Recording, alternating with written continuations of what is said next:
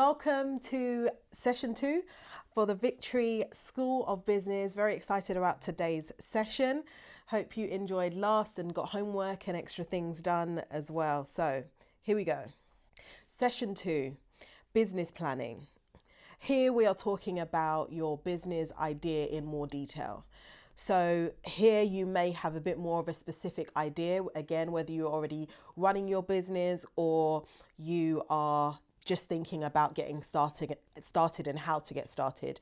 So you either have a product, a physical product that you're selling, or a service, something that you do, or an idea that again you're trying to sell and communicate.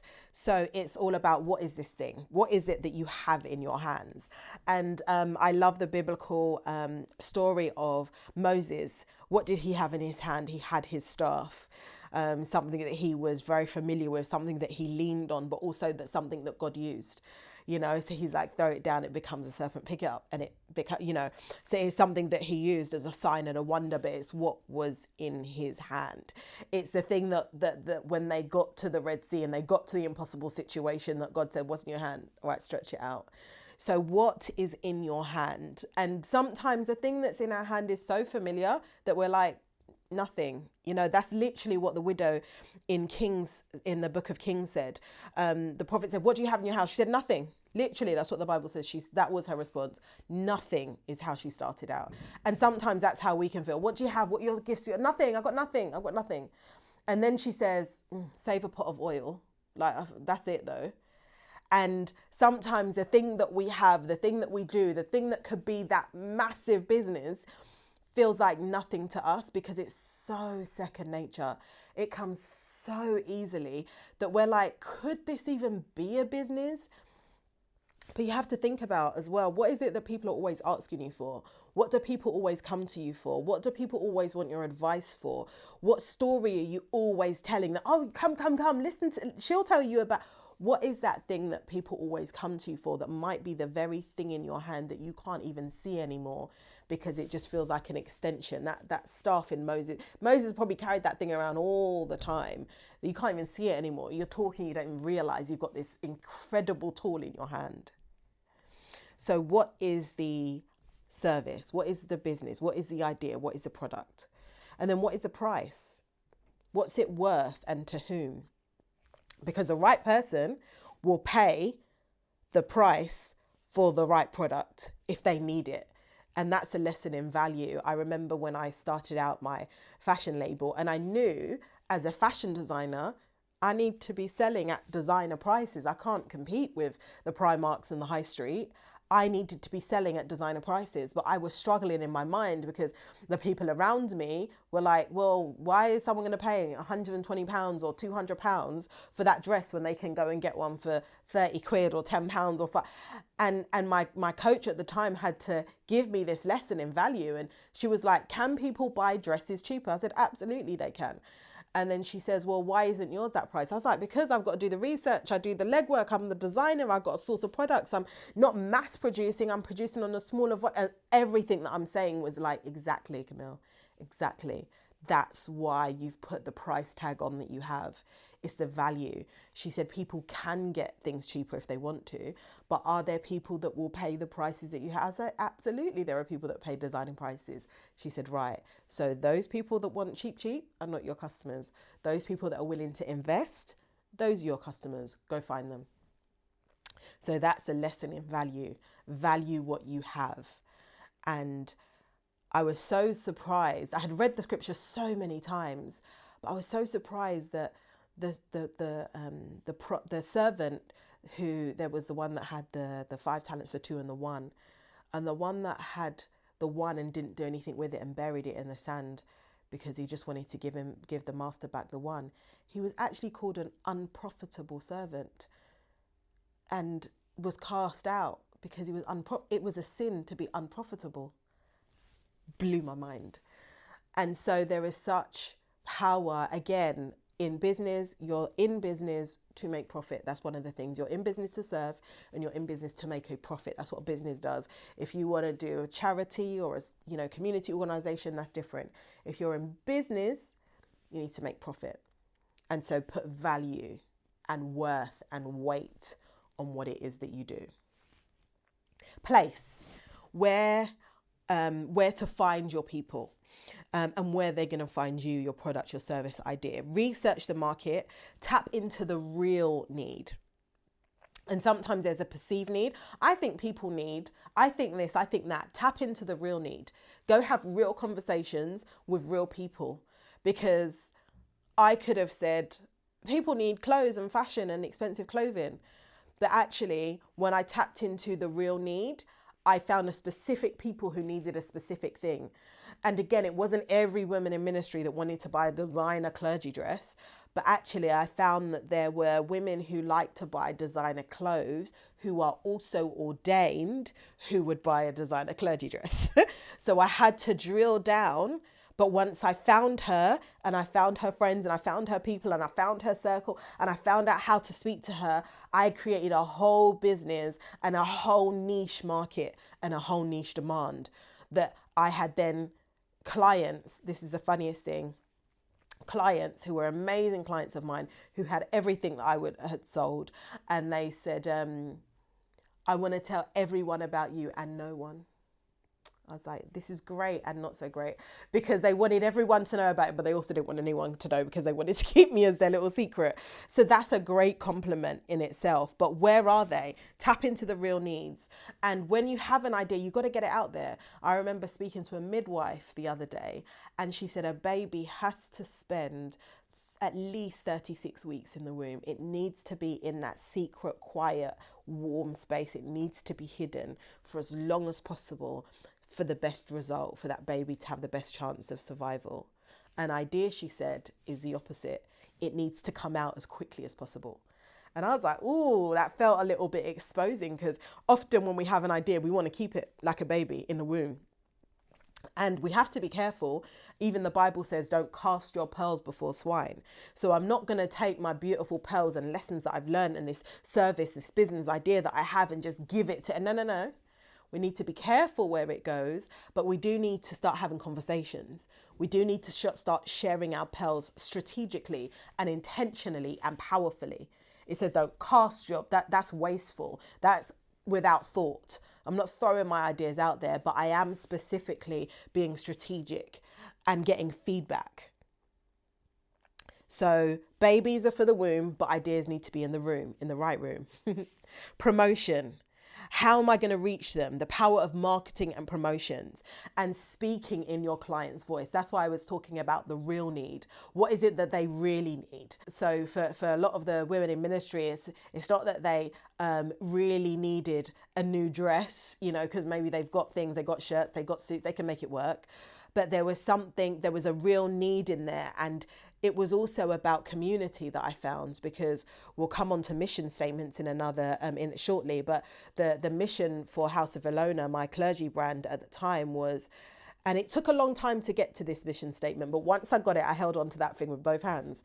And it developed over time, but it evolved into helping you look good on the outside is our business, but helping you feel good on the inside is our heart.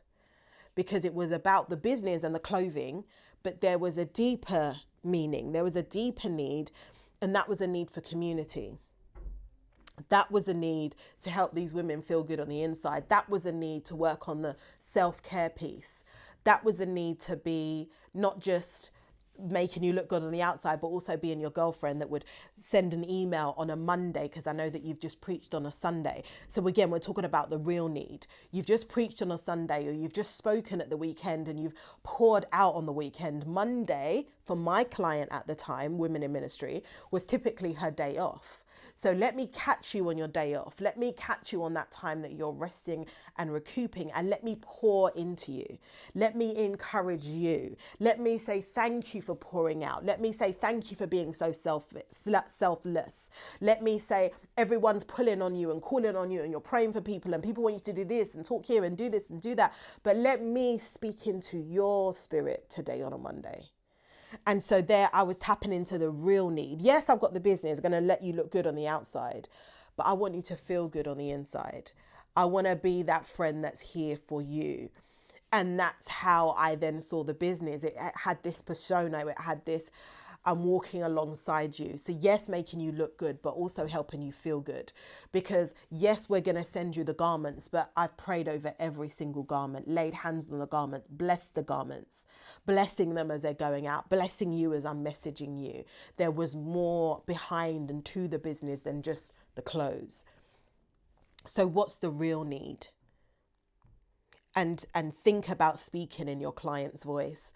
And so I knew how to get real preachy, because again, my clients are preachers. So I could get real preachy in my emails, in my messages, on my Facebook lives, and the different things that I would do, because I'm speaking in that God's going to do great things and he's going to use you in your ministry. And I could use a real evangelical, encouraging, uplifting, preachy kind of tone, because that's my clients who I'm speaking to, speak in their tone. That didn't work for all of the clients, and that wouldn't work for a different type of audience. But for this audience, I really tapped into the client's voice. Not every single client, because again, that real preachy wouldn't work for every client. Some of them are a little bit like, okay, calm down, Camille. It doesn't take all of that. But in general, and again, because people knew me and they knew the voice of the company, House of Ilona, they knew what they were getting. So mission statement, which I already shared for the House of Ilona, your mission statement and values. And it's okay. Someone said this the other day and I thought it was really powerful. You don't have to start finished. So I know for me, towards the end of my business journey, in the fashion brand, I was always presenting finished products. You know, I had already designed it. I'd already got all the research from the client base. And now we've got this finished product that people love. They love this dress. It's been manufactured and it's great. It's been photographed. And now I present in my email, here's a finished product. But we don't always have a finished product. And at the beginning, like I said in the last session, I was more so sharing, oh, I'm at a fabric shop and I'm making this and I've just made this. And it was sharing the journey. So it's really powerful to share the journey as well. You don't always have to have a finished product. So your mission statement could sound like one thing today, and you could be looking at it for a few days or a week or two and be like, it needs this. And this is also important. And this value I want it to come through in the mission statement. And so it will ebb, it will flow, it will adapt, it will change, and it will grow organically. And then you'll land someone, you'll be like, this is it. And then maybe after a year or two or three, it could slightly change again. So it's okay for it to ebb and flow. It's okay for the brand and the style and things to ebb and flow with time. Legal structure, and I said lights on, because lights is knowledge. Let there be light, wisdom, understanding, revelation, like let there be light. So in terms of the legal structure, research your business type. What is the best structure? Speak to an accountant, speak to someone in law, speak to people in your industry. How did they start? Did they start as a limited company or did they start as a solo entrepreneur? What's the best route? Think about your specific industry. Think about starting and growing organically, and then know where you're going and where you're going next. Think about your short term, your medium term, and your long term plans. Think about quarter 1, 2, 3, and 4. I love to break my year down into 4 and set goals accordingly. And then think about first year, second year, fifth year, even 10 years on, and even potential exit strategies and what you're doing next with the business. So now we're going to move on to the journaling prompts. So first prompt is, what do you have in your hands? As we were talking about before, is it a gift, a skill, ability? Is it time? Is it connections?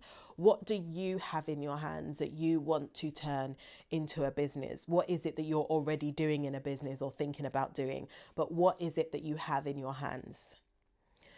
Who needs what you have? As in, who's already asking that you're maybe doing for free, that you're just offering, that you just give willy-nilly all over the place? Who is it that's pulling on what it is that you have inside of you? Who are you already serving? And where are your people? So where are they? Where do they listen to podcasts? Where do they shop? Where are they? What magazines are they reading? What are they into? What social media platforms are they on? Who do they currently follow on social media, on Instagram? Where are they gathering on LinkedIn? Where are your people? And how would you say what they need? How would they say what they need? So you may be like, They need a dress. They may say, I need community. You may say, oh, I think they need, legal services. They may say, I need advice and support. How would they say what they need? So there's one thing that when we're doing it and what we want to give them, but what is it that they would say? And what are your values? So what's very important to you and non-negotiable? It's, again, really important to think about these things up front. And if you had to write a mission statement today, how would it read? And again, it can change. It doesn't have to be perfect. One of the methods I learned on the way is this form that's on this flow that's written on your sheet. It's I serve. Who is it that I serve? By doing what it is that I do. In order to, what is the purpose? Because, and what is the greater mission? So again, all the things that we've done from session 1, some of the things here in terms of values, it will all be here. It will all be a bit messy initially, but just write something down. Write it down and you can ebb and flow and change it as you go. Where can you research right now and who can you talk to about legally structuring your business and the best structure for your business? Have a think about who you can speak to, books you can read, websites you can go on. But there's a lot of information out there and it just takes some time to research and do your due diligence. Homework. So what I want you to do is test your business idea or ideas by speaking to 30, that's potentially one conversation a day, potential clients. And I want you to push yourself to 30. So you're going to start off today by writing the names of 5 people that you can start with, and that will lead to more. Maybe each of these 5 people you speak to, you can say, can you recommend 1 or 2 people that I could go and have a conversation with as well? And then from these 5, you could end up getting another 15. And so I recommend you to aim for 30. You may get through 10 conversations and then bang, you've hit the jackpot. And actually this then led to that, then led to that, then led to that, but push yourself to 30. Bonus homework, write a goal for quarter 1, depending on what time of the year that you're listening to this in, for quarter 1, for quarter 2, for quarter 3 and 4, but also for year 2. So that's this year. So also for year 2, for year 5, for year 10. And again, there's not much space here. So just write a goal.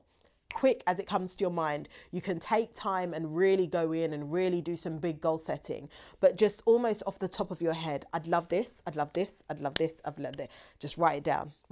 What are your goals? And that was session 2. Thank you.